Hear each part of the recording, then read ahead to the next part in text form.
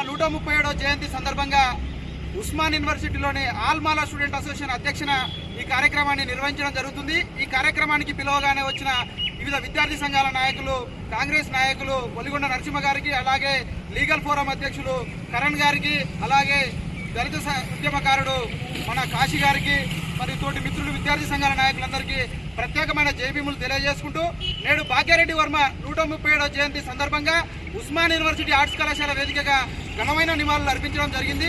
నేడు భాగ్యారెడ్డి వర్మ దళితుల కోసం, దళిత బాలికల కోసం మొట్టమొదటిగా పాఠశాలలు స్థాపించి ఆనాడు విద్య లేని వారికి విద్యాధారణ మాత్రమే దళితుల యొక్క బతుకులు మారుతాయని ఆశించిన వ్యక్తి భాగ్యారెడ్డి వర్మ।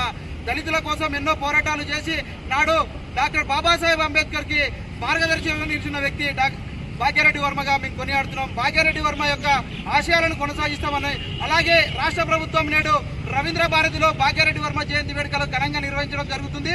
ఈ యొక్క కార్యక్రమాన్ని రాష్ట్ర ప్రభుత్వం, ఈ కాంగ్రెస్ ప్రభుత్వం రేవంత్ రెడ్డి గారు, అలాగే డిప్యూటీ సీఎం బట్టి విక్రమార్క గారు అధికారికంగా నిర్వహించడాన్ని మేము ఉస్మాన్ యూనివర్సిటీ విద్యార్థి సంఘాలుగా స్వాగతిస్తున్నాం।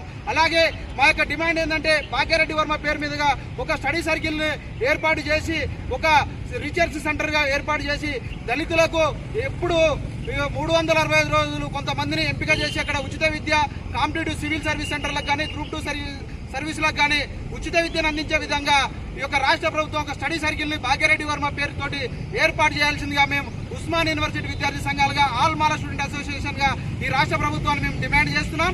ఈ రాష్ట్ర ప్రభుత్వం భాగ్యారెడ్డి వర్మ సేవలను గుర్తించి ఈ రాష్ట్ర వ్యాప్తంగా ప్రతి జిల్లా కేంద్రంగా అధికారికంగా చేయాలా, వివిధ డిపార్ట్మెంట్లో కానీ, కలెక్టరేట్ లో కానీ అధికారికంగా నిర్వహించే సర్క్యులర్ జారీ చేయాలా అని మేము కోరుకుంటూ ఈ కార్యక్రమాన్ని ఉద్దేశించి మాట్లాడవలసిందిగా ఒలిగొండ నరసింహ గారిని కోరుతున్నాం।